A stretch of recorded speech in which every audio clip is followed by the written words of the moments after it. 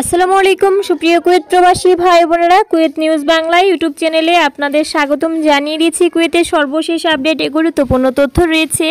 কুয়েতে নিযুক্ত Bangladesh রাষ্ট্রদূতের update 17 December 2024 কুয়েতে নিযুক্ত বাংলাদেশের মাননীয় রাষ্ট্রদূত মেজর জেনারেল সৈয়দ তারেক হোসেন এবং কুয়েতে ভারপ্রাপ্ত উপপ্রধানমন্ত্রী এবং স্বরাষ্ট্রমন্ত্রী শেখ ফাহাদ ইউসুফ সৌদ আল সাবার সাথে সৌজন্য সাক্ষাৎ হয়েছে। এই সাক্ষাৎকালে তারা পারস্পরিক স্বার্থ সংশ্লিষ্ট বিভিন্ন বিষয় নিয়ে আলোচনা করেন।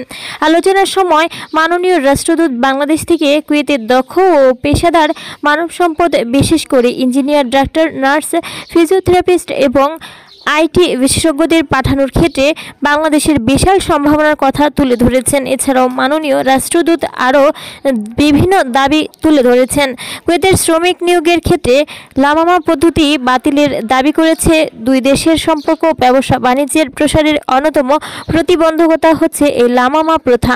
জবাবে কুয়েতের উপপ্রধানমন্ত্রী এবং স্বরাষ্ট্রমন্ত্রী জানান যে কুয়েতে বসবাসরত বিভিন্ন দেশীয় জনগোষ্ঠীর মধ্যে বাংলাদেশি প্রবাসীদের আইন ভাঙার হার অত্যন্ত বেশি। এমতো অবস্থায় তিনি বসবাসরত প্রবাসী বাংলাদেশিরা যাতে কুয়েতে আইন কানুনের প্রতি কঠোর আনুগত্য বজায় রেখে সুশৃঙ্খলভাবে জীবনযাপন করে, এই মর্মে তাদেরকে অব্যাহতি করার নির্দেশনা দিয়েছে। জানিয়ে দিচ্ছে দিকে আরও কিছু কুয়েতের তথ্য।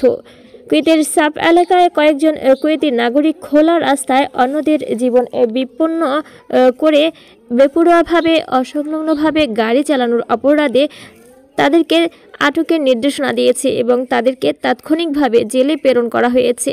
জানিয়ে দিচ্ছি এদিকে আরও তথ্য। গত 2 বছরে বিশ্বের 12টি দেশ থেকে 1926 জন বাংলাদেশি কর্মী দেশে ফেরত এসেছেন, যার মধ্যে চলিত বছর ফেরত এসেছে 1200 জন। গত বছরের তুলনায় চলিত বছর 37% বেশি কর্মী ফেরত এসেছেন। এছাড়া চলিত বছর জানুয়ারি থেকে জুলাই পর্যন্ত 7 মাসে আউটপাস নিয়ে ফেরত এসেছেন 40,305 জন কর্মী। সুপ্রিয় বন্ধুরা, এ ছিল কুয়েত নিউজ বাংলার সর্বশেষ আপডেট, গুরুত্বপূর্ণ সংবাদ। পরবর্তীতে কুয়েতের নতুন নতুন তথ্য পেতে আমাদের কুয়েত নিউজ বাংলা ইউটিউব চ্যানেলটি সাবস্ক্রাইব করবেন এবং বেল বাটনে ক্লিক করে রাখবেন। বেল বাটনে ক্লিক করার ফলে আপনার স্মার্টফোন ও কম্পিউটারে সক্রিয়ভাবে সকল ভিডিও নোটিফিকেশন পৌঁছে যাবে।